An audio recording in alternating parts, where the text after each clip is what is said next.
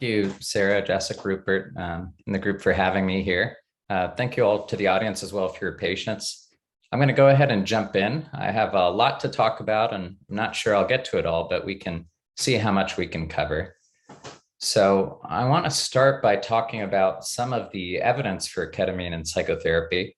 Again, this is still an emerging field, but before we get to that, why add psychotherapy to ketamine at all? I don't think I'll have to convince anyone here about the burden of mental illness and the need for treatment innovation. This sort of approach, I think, is especially compelling in the ways that it speaks to both brain and mind. There is the potential for greater, more durable, or different therapeutic benefits. And I say different here as an important consideration because while psychotherapy shares a lot of the goals of conventional psychiatric treatment, it is a slightly different project when we think about aims such as self-knowledge, greater ability to cope with life's challenges, when we think about a greater sense of meaning and connection in the world. Opportunity for drug-sparing regimens. It may be that adding psychotherapy allows for less cumulative dosing of ketamine, which is relevant when we think about concerns like abuse and medical toxicity, which are not negligible for ketamine. And also this idea of improving psychological safety and tolerability. This isn't always widely discussed, but just thinking about some of the risks that are associated with drug-induced states of consciousness. We'll get into this a little bit more later. So we haven't done a formal or systematic review, but have done an initial glance at some of the data that's out there in this paper. Would encourage you all to read it if you haven't already. And we pulled together about 21 studies, pooled sample of around 1,200 participants. And just some of the characteristics, there are lots of different study designs, different indications for use. These are just some of them: depression, trauma, substance use disorders, OCD, different drug parameters. So thinking about things like dosage, number of administrations, the route, different therapy parameters. Most commonly used were cognitive behavioral type therapies, but there were also these psychedelic type therapies such as CAP or KPT. Also think it's worth thinking about the dosage of therapy, just the amount of contact, the number of sessions, the duration of treatment, which is also relevant for these outcomes. And then there's this whole new set of parameters that has to do with the combination of the two. We're still understanding what this looks like, but examples are the timing of psychological interventions relative to the drug sessions, emphasis on acute drug experience, which is an area of interest for me and likely many of you here too. And taken together, these results suggest some preliminary support for safety, tolerability, and benefit. Again, that's not the same as saying that these are well-established treatments, but there is signal that we're seeing from these studies. As far as the specific benefits, we have both symptom reduction toward a specific indication, along with other measures of psychological insight and growth, which I think is going to be really important to track in these sorts of studies. Important caveat is that there's been limited study of ketamine versus the combination of ketamine and psychotherapy. Two studies probably get into this the most deliberately. One is by Sam Wilkinson and colleagues at Yale, looking at CBT and ketamine for treatment-resistant depression. Another by Miriam Grabsky and colleagues in the UK, looking at ketamine for alcohol use disorder. We'll just briefly go into some of the details of those studies. Wilkinson looked at ketamine and either CBT or treatment as usual for treatment-resistant depression, and started with 41 participants. This was a two-phase study. As you can see here, this is a figure from the paper. The first phase includes screening and then 6 ketamine treatments over 3 weeks. So this is ketamine IV infusion of 0.5 milligrams per kilogram over 40 minutes. For participants that did have a clinical response, they wanted to see if CBT could extend some of the antidepressant benefit. So they'd be randomized to either a group with CBT, including about 16 sessions of CBT, or treatment as usual. And more specifically, this treatment consisted of weekly or every other week visits with study staff. They looked at things like medication management for other medications, non-study medications that participants might have been taking, discussing adverse events, and so on. So this is still considerable relational intervention here. Their primary outcome measures were changes in depression severity, really as measured by the MADRS. Another measure of depression in the study was the QIDS. And the big difference here is that the MADRS is clinician reported. The QIDS is a self-report measure. And one thing I should also emphasize is that during this period, there are no additional doses of ketamine. All of that happened in phase 1 at the beginning of the study. And what the study authors found was that by the end of the trial period, there were significant effects for all of these arms, so for both treatment as usual and CBT. Both showed the ability to decrease and maintain decreases in depression severity, as measured by both the MADRS and the QIDS. However, when they looked at the arms next to each other, side-by-side comparison, the difference was only significant for the QIDS, as you can see on the right here. So to me, this is some evidence that there is an enhanced benefit when we think about ketamine in conjunction with psychological support. It wasn't a negligible amount of interaction over the course of the treatment as usual arm.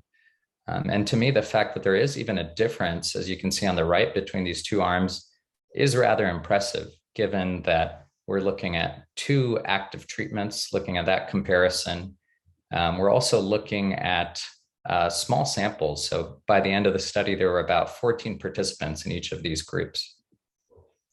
And so again, we're really looking at something more than just the ketamine and psychotherapy versus ketamine and some kind of ongoing interaction.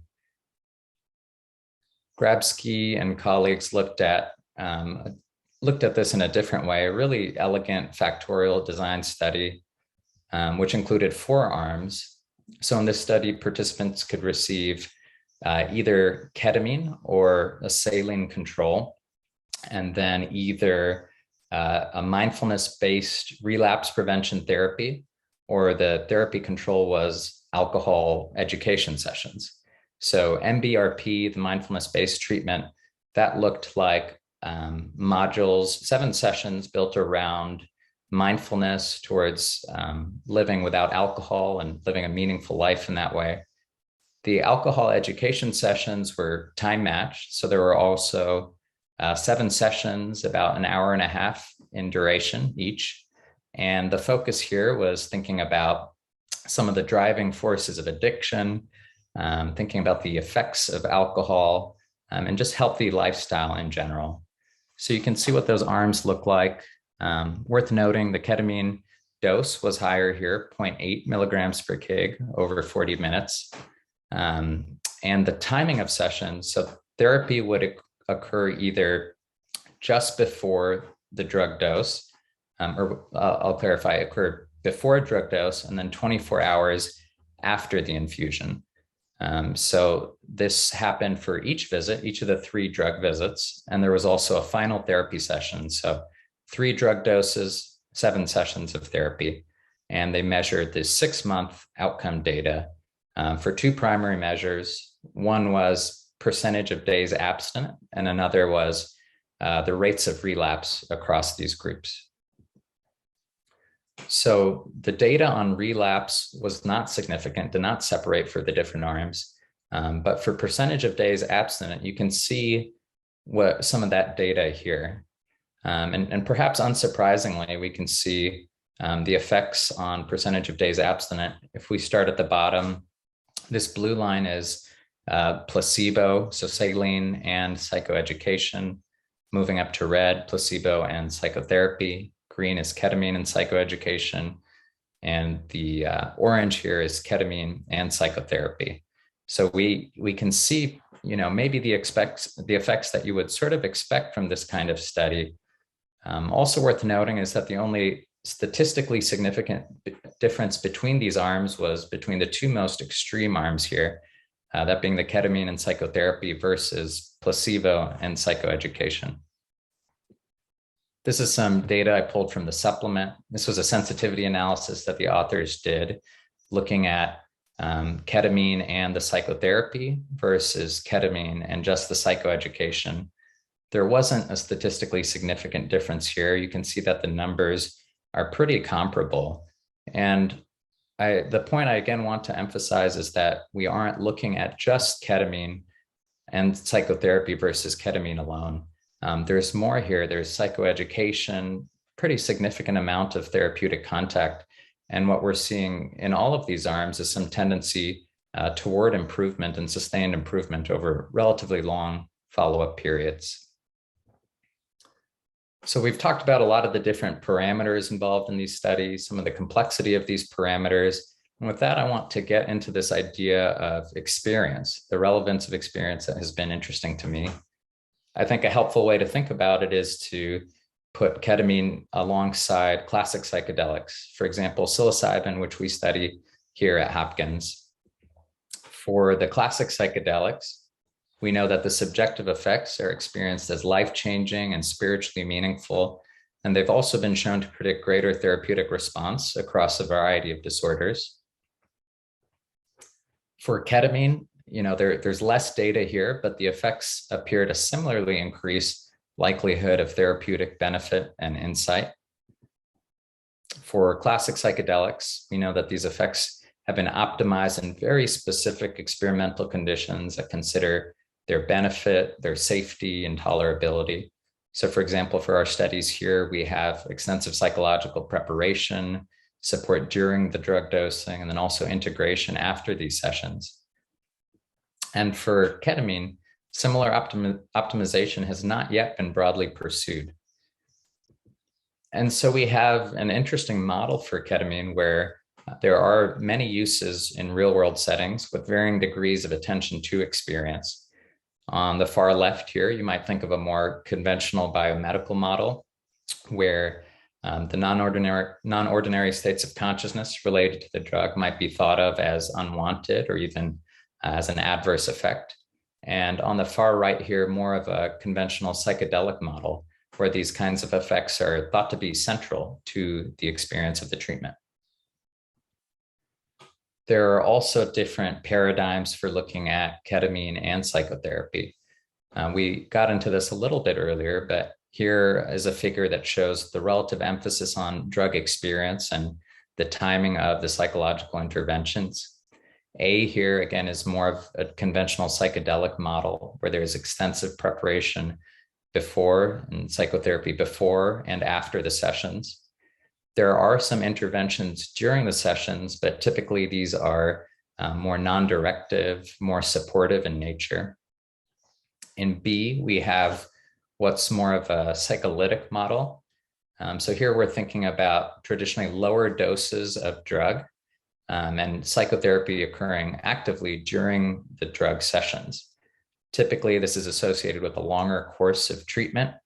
And the idea here is that the drug might facilitate the relational quality of the psychotherapy. And then finally, C is a different sort of model that's also been explored, less emphasis on the drug experience and more interest in the potential for psychedelics to increase neuroplasticity, to perhaps create these windows of learning that are well suited for different behavioral interventions. So these are just some of the ways of thinking about how to combine ketamine and psychotherapy. So our protocol that we're developing here at Hopkins probably maps onto most cleanly the psycholytic model, but draws from elements of all of the models. This is a study of S-ketamine, which was the drug that we're using here at Hopkins, for treatment-resistant depression. So this is something I'm looking at with Dr. Albert Garcia-Romeu, who is the PI on the study. And there are a couple of questions that we're interested in. One, in a more clear way, asking, does the addition of psychotherapy to treatment yield greater, more durable, or different therapeutic benefits. As far as the psychotherapy itself, we decided to pick ACT, acceptance and commitment therapy. And we did that for a few different reasons. One, there's a pretty substantial evidence base for ACT as a standalone intervention. There's also an emerging rationale for using ACT with psychedelic therapies. And we can look at some of the work from Imperial College with psilocybin, similarly at Yale that they've done, looking at these types of therapies to support the psychedelic experience. And it's also an opportunity to have a manualized, replicable intervention that is also not constrained by too much rigidity. So that's something that was appealing to us. We're also curious about the acute experience. Does it mediate efficacy?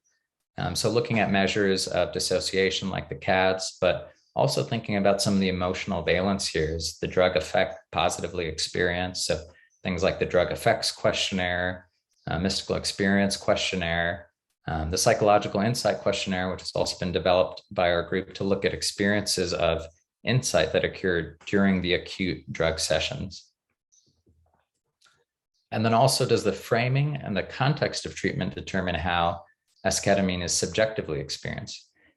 For example, how do we approach conversations around drug-induced states of consciousness? What's sort of the context there? Are they thought of as more adverse effects? Are they thought of as potentially therapeutic, potentially mediating some of the therapeutic benefit? So that's also something that we're looking at in our study. So this is a graphic looking at the flow of the study. We'll have two arms. One includes treatment as usual. That's the bottom line here. And for those of you familiar with the esketamine protocol, it follows the routine protocol there, 8 doses of esketamine during an induction phase and then ongoing maintenance. The study intervention is really the top arm here, which is the addition of ACT to the induction phase of treatment. So we'll have different modules, 8 sessions total of ACT that are coupled with drug dosing. And the way we've timed that is to occur about an hour after administration of esketamine. So this is thought to be a period beyond peak dissociation, where there is more of an ability to engage, but also well within the period of acute drug effects.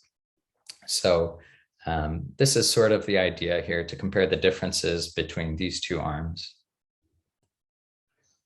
We'll look at a number of different measures. Our primary measure will be change in depression severity as measured by the MADRS, but also curious about things like psychological flexibility, for example, as measured by the acceptance and action questionnaire, psychological insight, the WAI, that's a measure of the therapeutic alliance, which could be relevant to how treatment is experienced in both of these groups. And then we also talked about some of these measures of the acute effects. We'll have some interview and qualitative data as a part of this study as well. And then finally, I want to wrap up by looking at some challenges and considerations. When we think about evidence-based psychotherapy, we're really asking, is the intervention safe? Is it effective? Is it cost-effective? It's also important to note that the research evidence is just one piece of best evidence-based practice, along with clinical expertise, along with thinking about patient values and preferences. Some of the challenges for applying evidence-based psychotherapy to treatment with ketamine are those that exist for evidence-based psychotherapy at large. So grading evidence, there aren't necessarily agreed upon criteria for what is sufficient evidence. Just thinking about measurement, how are we accounting for all of these different factors? We saw some of that in the studies we went over, but thinking about non-specific factors, expectancies, some of the common factors of psychotherapy and psychological interventions, modality-specific factors, there's a great deal of complexity here. Along with that, making sure these studies are adequately powered to detect these differences between active interventions. is there funding and interest in these sorts of studies? It seems fair to say that there are many psychotherapeutic interventions that would probably work well with ketamine, but simply won't attract funding for them to be studied in a formal way. And then generalizability. So thinking about how some of the narrow context and the constraints of the study apply to real world settings in clinical practice. Then there are a set of challenges that are unique to ketamine-assisted psychotherapy itself. So even more costs, thinking about how best practices are still emerging here. Defining clinical expertise. Who is qualified to deliver these sorts of interventions? And what does adequate training look like? Thinking about risk management, especially some of the unique psychological risks of these kinds of interventions. Thinking about the vulnerability of drug states when we consider ethical principles such as consent and autonomy. Thinking about the boundaries of treatment. Are we doing a great job of keeping those boundaries really firm when we think about how the drug itself may have an effect on the sense of boundary?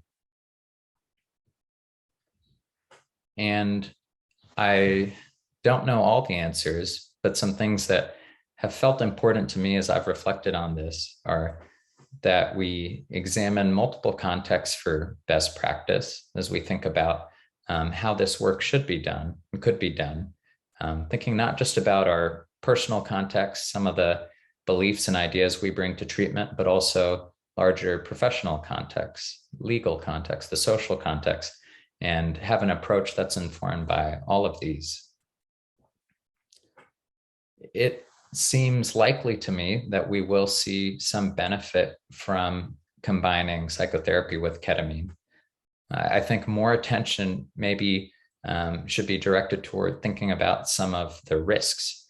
How are we approaching patients with different characteristics, different sorts of environments that we're bringing this treatment into?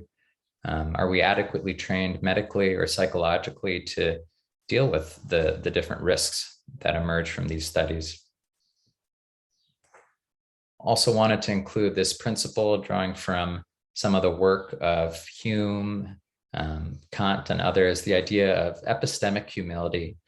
And this is the idea that all knowledge, even scientific knowledge, is highly suspect to our own biases, to our own filters and personal peculiar contexts. And with that in mind, we are only ever holding just a few pieces of the puzzle. So for that reason, I think it's important that we find ways to work together, think about ways to open dialogues between disciplines, think about how the research might inform the practice and the practice might inform the research. So this is just some ideas. I wanted to leave some time for conversation. Would love to hear from some of you all here, but thank you for listening. You can email me. My email address is here for any additional questions. Our website is here, hopkinspsychedelic.org, where you can follow some of the developments from our lab. Thank you also to the team here at Hopkins.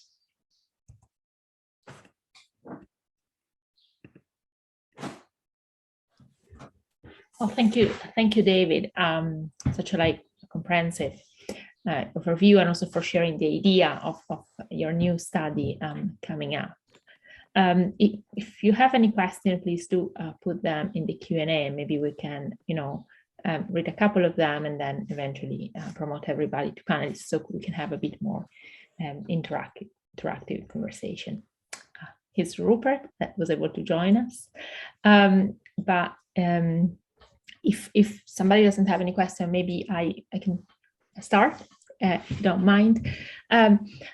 I was wondering, right, you are pointing out in the new study and how you're planning to use ketamine, and also how you're planning to, investigate a bit the effect of the setting and the kind of dissociative experience that they have. And from my understanding is that these will also be discussed in psychotherapy. And I was wondering if you would like to comment maybe on the data from Jensen showing that the dissociative experience during ketamine doesn't seem to be to correlate or to be necessary for an antidepressant effect of the medication.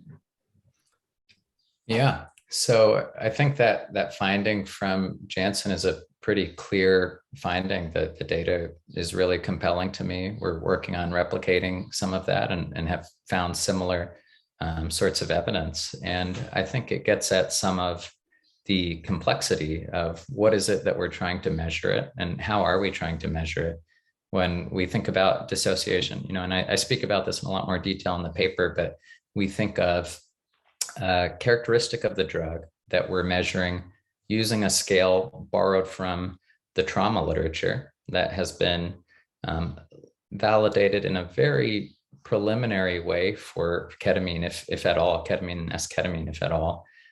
So there are lots of kinds of measurement issues related to that. To tie that into our study, so we're not looking at manipulations of the physical environment, but different aspects of context. So for example, how does the preparation session and manipulating some of the variables there, so kind of more of an introduction to the effects in the treatment as usual group, thinking about dissociation as a possible adverse effect there, versus our intervention group, where we say that there could be some therapeutic benefit that's mediated by dissociation. These are the kinds of effects you might experience. These would be our plans for managing these kinds of experiences. And, this is a really small study. It's a pilot study, so I don't expect us to necessarily figure out that answer in a really convincing way from this data. But I think these kinds of questions can provide some insight into how does the way we contextualize dissociation matter? How does it relate to some of these other measurements of what is happening and what might actually be therapeutic? Well, thank you. I see we have a couple of questions. So we have a question here from Giselle Pickering. It says, thank you. Can psychotherapy be unsafe, dangerous, and how do you assess in this aspect? Yeah, that's a wonderful question. It's something I've been thinking about a lot, especially with the Cover Story podcast that came out recently, for those who've heard that. I do think there are risks of psychotherapy that we don't commonly engage, thinking about aspects of the change that's happening and how that can be experienced in a really intense way for individuals. Looking at some aspects of ourselves isn't always comfortable and can sometimes be quite painful. Some people have talked about this idea of the therapeutic bends too, when different shifts happen in a very quick way. What is the experience of that like, and how is it tolerated by the patient? So, there are risks of psychotherapy. Those are just a few. Thinking about termination, there is some aspect of relationship and alliance that has been built, and then all of a sudden there isn't that anymore, and what that's like for a participant. I suspect that some of these risks could be magnified when we apply ketamine or S-ketamine to the psychotherapy. And I think it's going to be really important for us to be honest and ethical in attributing risk in the studies, to realize, yes, there are some risks associated with these interventions, and how are we characterizing them, and to think about the best ways to create safe environments for these treatments.